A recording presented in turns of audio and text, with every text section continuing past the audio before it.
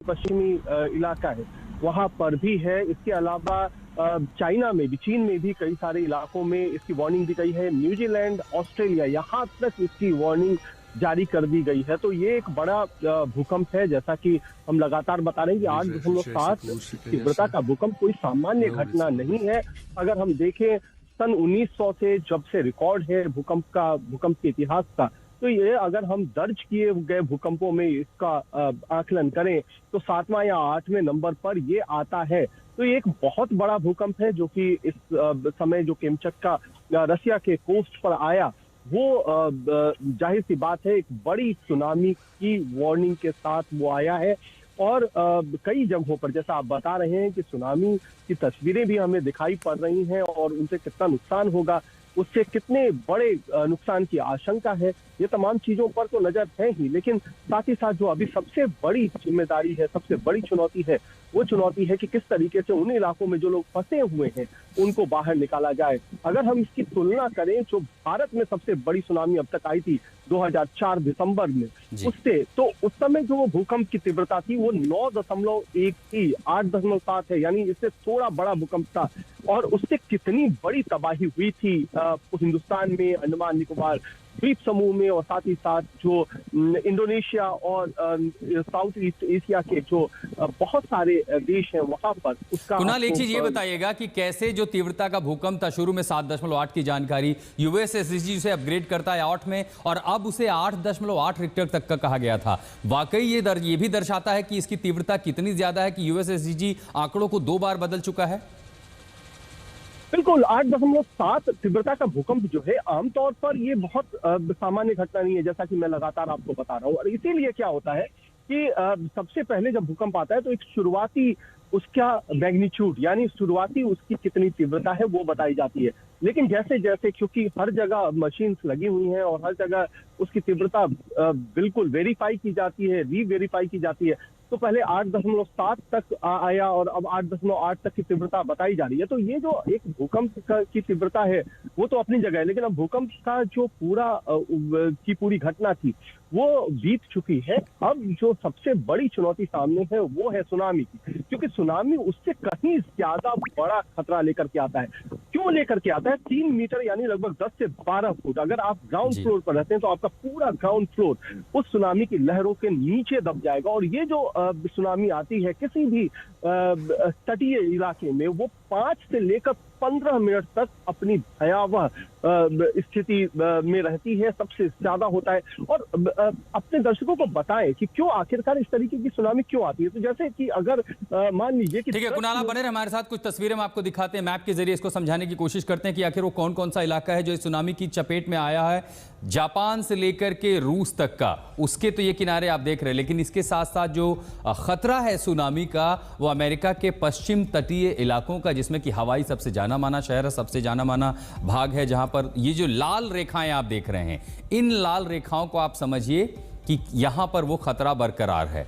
अब ये जापान से लेकर के रूस तक की जो तमाम जो कोस्टल लाइन है पैसिफिक ओशन के पास, प्रशांत महासागर के पास, इन इलाकों में वार्निंग जारी कर दी गई है। लेकिन इसके साथ साथ जो पीली रेखाएं आप देख रहे हैं नक्शे पर, पीली रेखाओं वाले इन तमाम इलाकों में भी एहतियात बरतने के लिए निर्देश जारी किए गए हैं, एडवाइजरी जारी की गई है।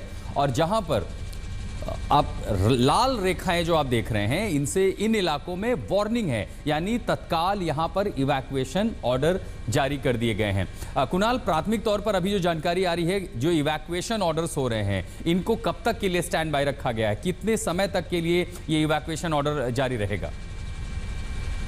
देखिए, ये जो सुनामी वार्निंग है, एक चीज जो बेहतर हुई है वो है कि tsunami warning alert, early warning alert जो हम कहते हैं, वो तमाम देशों ने अब बहुत ज्यादा विकसित कर लिया। इसीलिए जब तक ये अलर्ट रहेगा, क्योंकि जो मैं बता रहा था कि आखिरकार सुनामी आती क्यों है, इसे समझना हमारे लिए ज्यादा जरूरी होगा। क्योंकि समझिए कि अगर 10 किलोमीटर नीचे समुद्र सतह से अगर सुनामी आई है, वहां पर प्लेट खिसकी है, तो उसके ऊपर का जितना भी पानी है वो एक तरीके से पूरा एक बहुत तेज स्पीड से, जेट की स्पीड से वो चलता है और वो तटीय इलाकों की तरफ बढ़ता है। अब समझिए कि वॉल्यूम कितना होगा। अगर 10 किलोमीटर का हम एक समझिए कि पानी का पूरी सतह पर 10 किलोमीटर का पानी तटीय क्षेत्र की तरफ बढ़ रहा है, तो आप उसका समझ सकते हैं कि उसकी कितनी बड़ी वो कितना बड़ा अमाउंट होगा पानी का जो कि तटीय क्षेत्र की तरफ आ रहा है। तो इसीलिए बहुत ज्यादा चीजें डेवलप तो हुई है, लेकिन फिर भी सुनामी कितनी हाइट की आएगी, कितना उसकी ऊंचाई हो सकती है,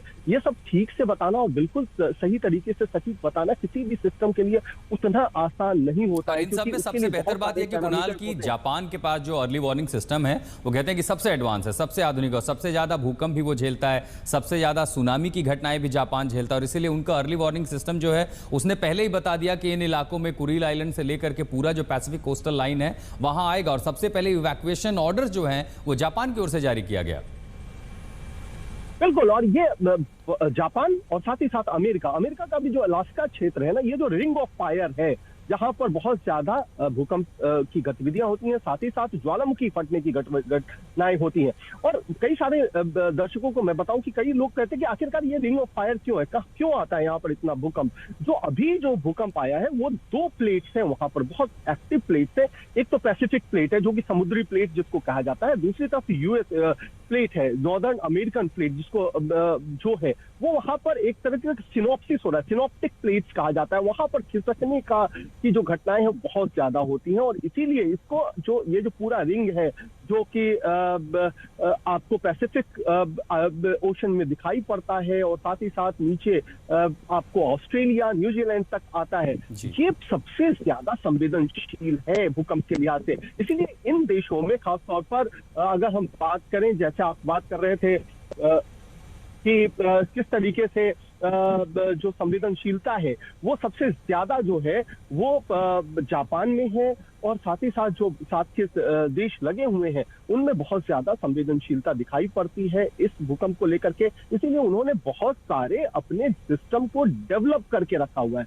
और उस डेवलपमेंट की वजह से कई सारे बचाव भी हो जाते हैं। और अभी जो वार्निंग सिस्टम एक्टिवेट किया गया है और तमाम जो एजेंसी हैं वो काम कर रही हैं अलग अलग देशों में, उसकी एक बड़ी वजह यह है कि हमने तुरंत खासतौर पे जो यूएस वार्निंग सिस्टम है उसमें बहुत जल्दी ये तमाम वार्निंग अलग अलग देशों में भेज दी, और वहां पर उसके हिसाब से जो रिएक्शन टाइम है हालांकि कम होता है लेकिन रिएक्शन करने का टाइम होता है। आपको भूकंप और सुनामी में यही अंतर है, भूकंप के लिए रिएक्शन टाइम लगभग 0 होता है, लेकिन सुनामी के लिए रिएक्शन टाइम होता है उसकी वो ज्यादा खतरनाक हो सकता है सुनामी, लेकिन उसके लिए रिएक्शन टाइम मिलता है, इसीलिए सुनामी से बचाव किया जा सकता है। लेकिन अब कितना बचाव किया जाएगा, कितनी जल्दी उन इलाकों को खाली किया जाएगा जो उन तटीय इलाकों में है जहां पर सुनामी की वार्निंग है, इस पर सब कुछ निर्भर करेगा कि इसकी जो तीव्रता है उसके बावजूद लोगों को नुकसान कितना कम से कम।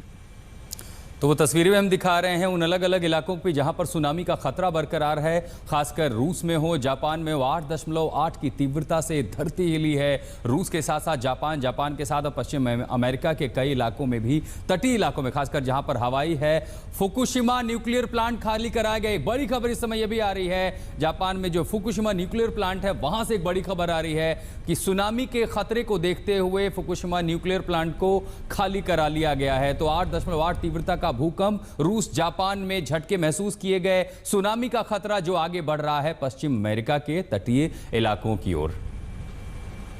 इसी के साथ रुककर एक छोटे से ब्रेक के लिए इस पूरी खबर पर लगातार हम बने रहेंगे। वक्त एक ब्रेक का है, आप देखते रहिए आज तक।